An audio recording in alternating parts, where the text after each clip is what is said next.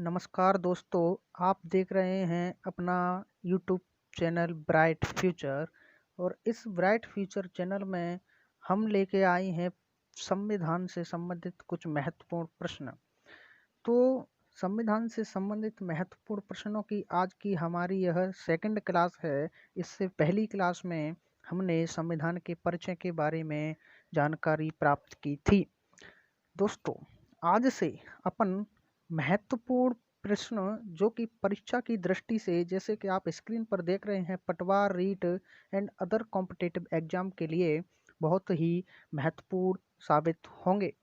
ये प्रश्न इतने महत्वपूर्ण प्रश्न हैं कि जिनमें से यदि आपने 7 क्वेश्चंस भी कर दिए तो हम आपको मान जाएंगे। दोस्तों, टोटल 15 क्वेश्चंस होंगे और एक क्वेश्चन आपको होमवर्क के रूप में लास्ट में दिया जाएगा।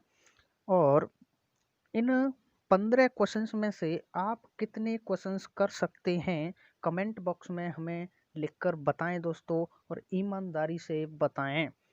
तो देखिए दोस्तों, हम आज से प्रारंभ कर रहे हैं और आज हमारा पहला टॉपिक है संवैधानिक विकास। तो रीट, पटवार एंड जितने भी कॉम्पिटिटिव एग्जाम होते हैं, उन कॉम्पिटिटिव एग्जाम की दृष्टि से संवैधानिक विकास में से जितने भी महत्वपूर्ण प्रश्न बनते हैं, उन प्रश्नों का आज हम समायोजन करने वाले हैं। तो चलिए दोस्तों, स्टार्ट करते हैं इस क्लास को। तो जितने भी हमारे विद्यार्थी नए हैं वो हमारे इस चैनल को सब्सक्राइब कर दें और वीडियो को लाइक एंड शेयर जरूर करें। तो चलिए दोस्तों, स्टार्ट करते हैं। तो देखिए, ये पहला क्वेश्चन आपकी कंप्यूटर स्क्रीन पर। भारत में द्वैध शासन सर्वप्रथम निम्नलिखित में से किसके अधीन आरंभ किया गया? तो दोस्तों, ऑप्शन है साइमन कमीशन आयोग, चेम्सफोर्ड सुधार अधिनियम, मार्ले मिंटो अधिनियम, 1935 का अधिनियम। तो दोस्तों, इसमें करेक्ट आंसर हो जाएगा आपका सेकंड ऑप्शन, चेम्सफोर्ड सुधार अधिनियम। प्रांतों में द्वैध शासन की व्यवस्था, चेम्सफोर्ड सुधार अधिनियम, अतः इसी को कहते हैं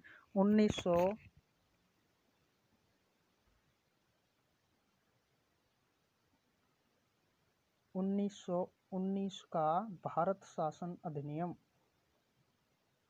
1919 का भारत शासन अधिनियम। इस भारत शासन अधिनियम के थ्रू ही प्रांतों में द्वैध शासन की व्यवस्था लागू की गई। क्या होती है द्वैध शासन, क्या हुआ? तो देखिए दोस्तों, जो प्रांत थे और प्रांत के अपने जो देसी भारत था, और उस देसी भारत में गवर्नर के पास में जो शक्तियां थीं, उन्हें दो भागों में विभाजित कर दिया गया। एक जिसकी खुद की रिजर्व शक्तियां, जिन्हें आरक्षित शक्तियां कहा गया, और दूसरी जो इसे हस्तांतरित की गई, वो हस्तांतरित शक्तियां। इस प्रकार 1919 के इस चेम्सफोर्ड सुधार अधिनियम में गवर्नर को आरक्षित तथा हस्तांतरित दो भागों में इसकी शक्तियों को विभाजित कर दिया गया। इसे कहा जाता है द्वैध शासन, और चेम्सफोर्ड सुधार अधिनियम के थ्रू यह लागू किया गया। तो देखिए दोस्तों, चलते हैं आगे अगले क्वेश्चन पर।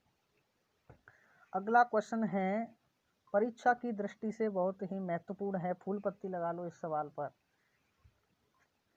कथन ए, केंद्र में द्वैध शासन अधिनियम 1935 के तहत आरंभ किया गया। ये बात बिल्कुल ही करेक्ट है दोस्तों, ये बात बिल्कुल ही करेक्ट है। कथन एक बिल्कुल सत्य है कि केंद्र में द्वैध शासन अधिनियम, हमने अभी बात की थी कि प्रांत में जो द्वैध शासन था वो हमारे 1919 के अधिनियम के थ्रू जो है लागू किया गया। लेकिन 1935 का जो अधिनियम आया, उस 1935 के अधिनियम के पारित होने पर जो प्रांतों में द्वैध शासन था उसे समाप्त करके और केंद्र में द्वैध शासन को लागू कर दिया गया। तो कथन ए है जो करेक्ट है। दूसरा देखते हैं, कथन बी, प्रांतों को स्वायत्तता प्रदान की गई। देखिए दोस्तों, प्रांतों में द्वैध शासन को खत्म करके और केंद्र में द्वैध शासन लागू, तो प्रांतों को स्वायत्तता प्रदान की गई, ये भी कथन आपका सही हो जाएगा। देखिए दोस्तों, कथन ए और कथन बी दोनों ही सही हैं। तो पहला ऑप्शन क्या कहता है, कथन ए और कथन बी दोनों ही सही हैं, तथा कथन बी ए की सही व्याख्या करता है। इसे और देखते हैं क्या ये व्याख्या करता है या नहीं करता। तो कथन तो दोनों सत्य हैं, लेकिन सुनो, केंद्र में द्वैध शासन अधिनियम 1935 के तहत आरंभ किया गया, तो प्रांतों को स्वायत्तता प्रदान की गई। यदि ऊपर से नीचे की ओर चलें तो ये व्याख्या कथन ए कथन बी की व्याख्या करता है, लेकिन कथन बी ए की व्याख्या नहीं करता।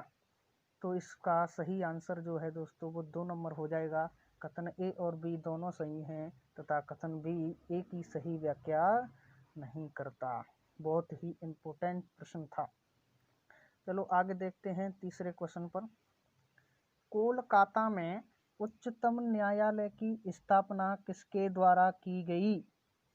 1773 का रेगुलेटिंग एक्ट, 1784 का Pitt's India act, Morley Minto अधिनियम, 1935 का अधिनियम।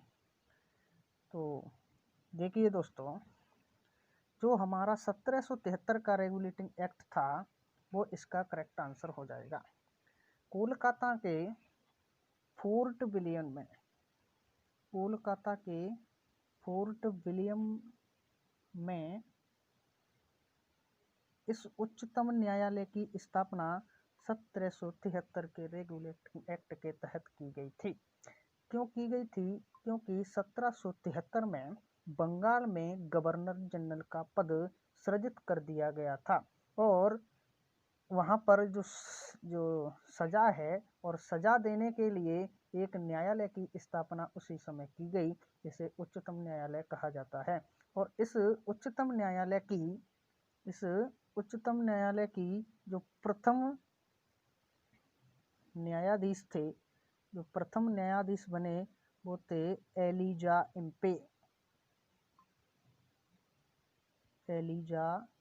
इम्पे। इसे ध्यान रखना दोस्तों, बहुत ही महत्वपूर्ण सवाल है।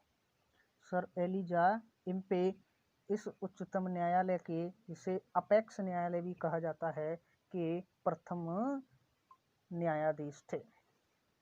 चलिए अगले क्वेश्चन पर। क्वेश्चन नंबर 4, भारत शासन अधिनियम 1935 में अंतर्निहित अनुदेश पत्र को वर्ष 1950 में भारत की संविधान में किस रूप में सन्निविष्ट किया गया है? Very most question. आपने कहीं भी इस क्वेश्चन को नहीं पढ़ा होगा। अधिकतर जितने भी स्टूडेंट्स हैं उनको नया सवाल लग रहा होगा। तो देखिए दोस्तों, अनुदेश जो पत्र है, इस अनुदेश पत्र को 1950 में भारत के संविधान में राज्य के नीति निदेशक तत्व के रूप में सन्निविष्ट किया गया। मतलब ये है कि जो वर्तमान का संविधान है उसमें जो राज्य के नीति निदेशक तत्व हैं वो पहले 1935 के अधिनियम में भी थे, लेकिन 1935 के अधिनियम में नीति निदेशक तत्वों को निर्देशों का विवरण इस रूप में दिया गया था। तो अनुदेश पत्र को 1950 में राज्य के नीति निदेशक तत्व के रूप में भारत के संविधान में सन्निविष्ट किया। महत्वपूर्ण सवाल है, ध्यान रखना। अगला क्वेश्चन है, भारत के प्रथम गवर्नर जनरल कौन थे?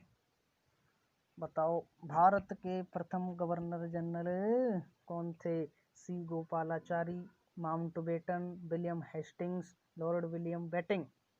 तो इसका जो सही जवाब हो जाएगा दोस्तों, लॉर्ड विलियम बेटिंग भारत के प्रथम गवर्नर जनरल थे। और जो आप देख रहे हैं विलियम हेस्टिंग्स, ये बंगाल के प्रथम गवर्नर जनरल बने थे। ये बंगाल के प्रथम गवर्नर जनरल बने थे। और जो माउंटबेटन थे वो स्वतंत्र भारत के प्रथम गवर्नर जनरल बने थे। जो स्वतंत्र भारत के प्रथम गवर्नर जनरल बने थे। और जो सी राजगोपालाचारी है दोस्तों, ये स्वतंत्र भारत के प्रथम भारतीय गवर्नर जनरल थे। प्रथम भारतीय गवर्नर जनरल। ये चारों ही फैक्ट बहुत ही महत्वपूर्ण है परीक्षा की दृष्टि से। तो क्वेश्चन 5 का आंसर हो जाएगा option number 4, Lord William Bentinck. चलिए अगले क्वेश्चन पर चर्चा करते हैं। क्वेश्चन नंबर 6, हम भारत में नाग के बीज बो रहे हैं, जिसका फल विषैला होगा, उपर्युक्त कथन किसका है? तो बताओ दोस्तों, यह कथन किसका है? यह कथन है लॉर्ड मिंटो का। लॉर्ड मिंटो का कथन है 1909 के अधिनियम में, जिसे मॉर्ले मिंटो सुधार अधिनियम भी कहा जाता है।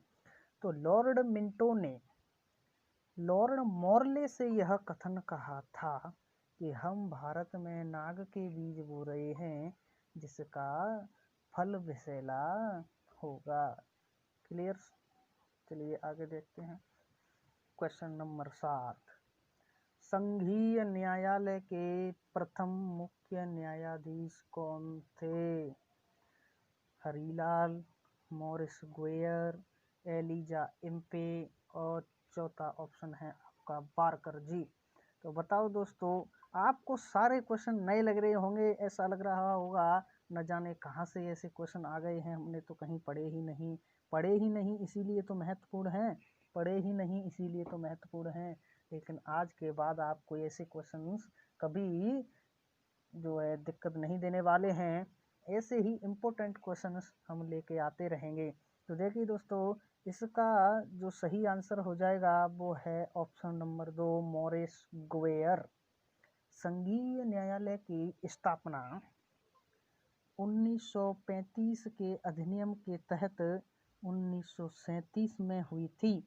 और इसके प्रथम जो मुख्य न्यायाधीश थे वो थे मॉरिस गुएयर। इस संघीय न्यायालय में कुल 7 मुख्य न्यायाधीश रहे थे, और जिसमें 7वां या अंतिम मुख्य न्यायाधीश था वो था हरीलाल। और ये हरीलाल भारत के सुप्रीम कोर्ट, सर्वोच्च न्यायालय के प्रथम मुख्य न्यायाधीश बने थे। तो ये बात आपकी समझ में आ गई होगी। तो आपको पहला जो ऑप्शन दिखाई दे रहा है हरीलाल, ये 7वें मुख्य न्यायाधीश थे इस संघीय न्यायालय के, और सर्वोच्च न्यायालय के प्रथम मुख्य न्यायाधीश थे।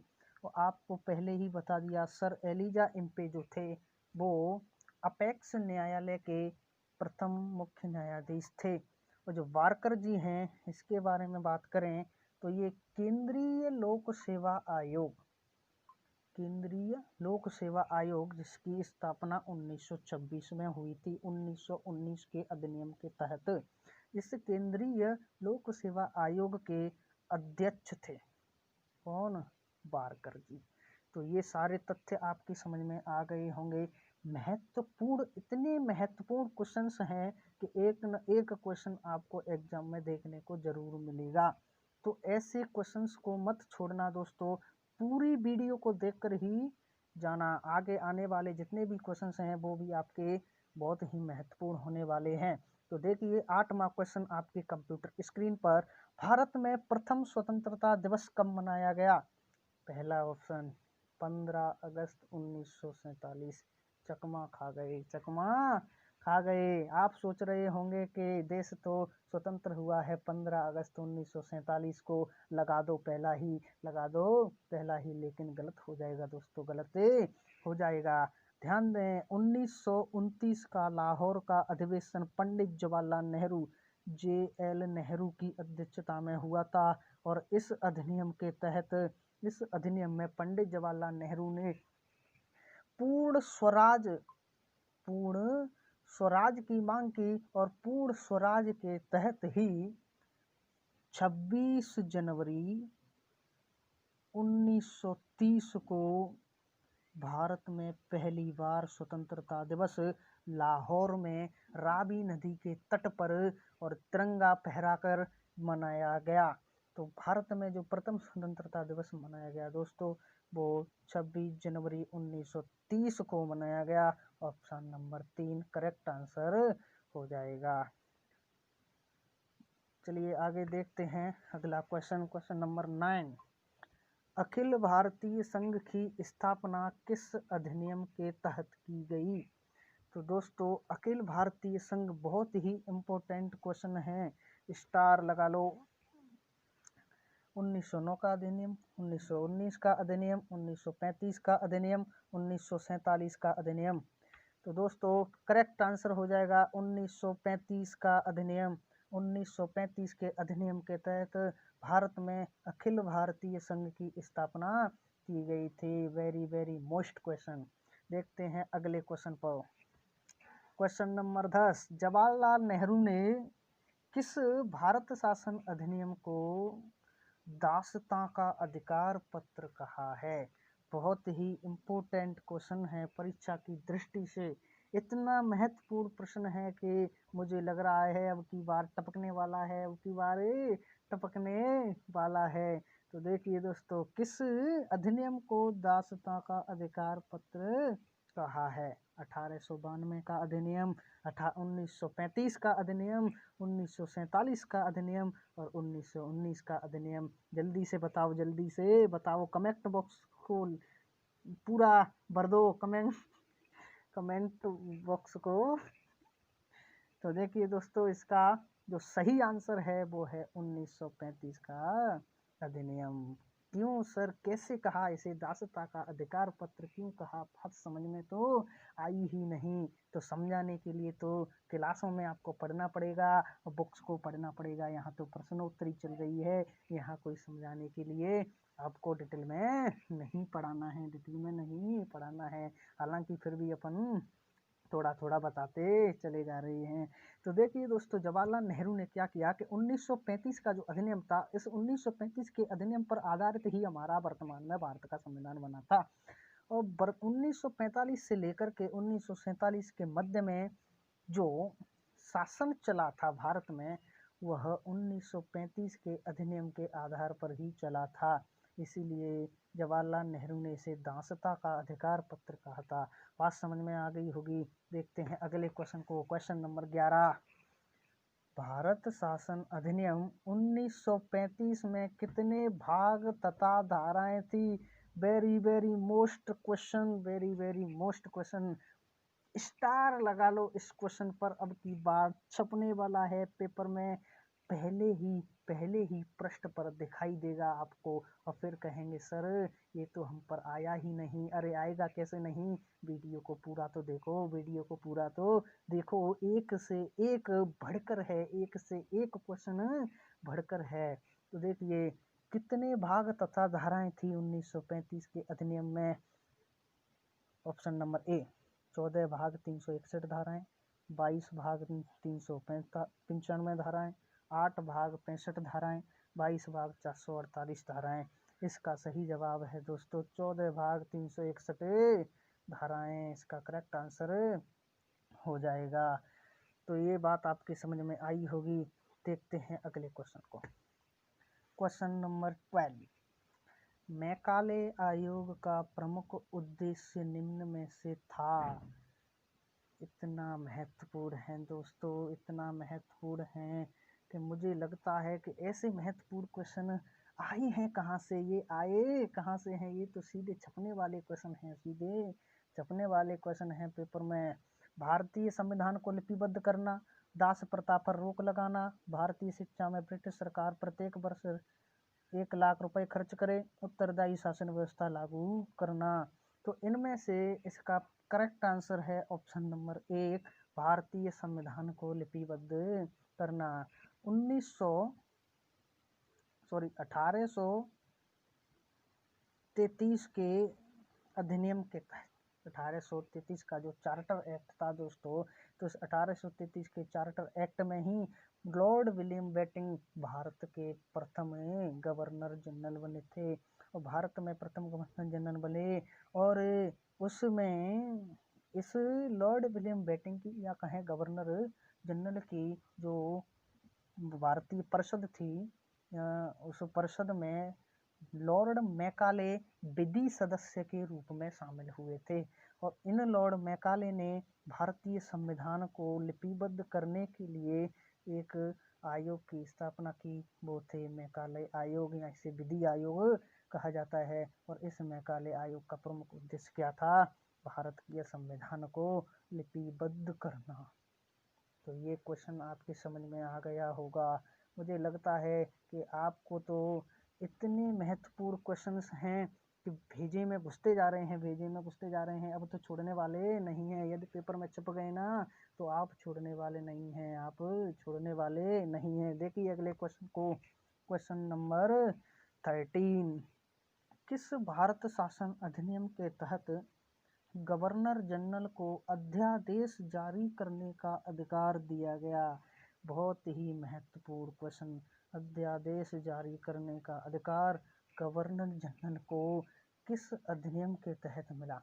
आपको पता है कि अध्यादेश जारी करने का जो अधिकार तो सर राज्यपाल को होता है। आप कहेंगे सर राज्यपाल को होता है। हाँ, वर्तमान में राज्यपाल को और राष्ट्रपति को होता है। केंद्र सरकार में राष्ट्रपति को और राज्य सरकार में राज्य के राज्यपाल को अध्यादेश जारी करने का जो है अधिकार प्राप्त है। लेकिन उस समय ब्रिटिश भारत में गवर्नर जनरल को अध्यादेश जारी करने का अधिकार था, तो वह अधिकार किस अधिनियम में दिया गया? ये क्वेश्चन पूछा जा रहा है, और इसका करेक्ट आंसर है ऑप्शन नंबर 4, 1861 का भारत शासन अधिनियम। बहुत ही महत्वपूर्ण क्वेश्चन है परीक्षा की दृष्टि से। तो रीट और पटवार वाले विद्यार्थी इस वीडियो को और आगे आने वाली जितनी भी वीडियो हैं हमारी, उन भारतीय संविधान की सभी वीडियो को लगातार देखें, लाइक करें, शेयर करें। और इतने महत्वपूर्ण सवाल हैं कि परीक्षा में देखने को मिलेंगे। पटवार की परीक्षा में बिल्कुल यही प्रश्न टपकने वाले हैं दोस्तों। चलिए अगले क्वेश्चन की बात करते हैं। Question number 14। भारत के प्रथम गवर्नर जनरल तथा वायसराय कौन थे? तो हमने पहले बात की थी दोस्तों कि भारत के प्रथम गवर्नर जनरल तो हमारे लॉर्ड विलियम बेटिंग थे, लेकिन वो वायसराय नहीं थे दोस्तों। तो वायसराय और गवर्नर जनरल कौन थे? 1858 का जो अधिनियम पारित हुआ था, उस अधिनियम में वायसराय, उस अधिनियम में गवर्नर जनरल को वायसराय की उपाधि दी गई थी। तो गवर्नर जनरल को ही वायसराय कहा जाता है, ये भी आपको ध्यान में रखना है। जो देसी भारत में गवर्नर जनरल था उसे वायसराय, और अंग्रेज भारत में उसे गवर्नर जनरल ही कहा जाता है। तो दोस्तों जो 1858 का जो भारत शासन अधिनियम था, उसमें उस समय हमारे जो गवर्नर जनरल थे वो थे लॉर्ड कर्जन, जो कि भारत के प्रथम गवर्नर जनरल तथा वायसराय बने थे।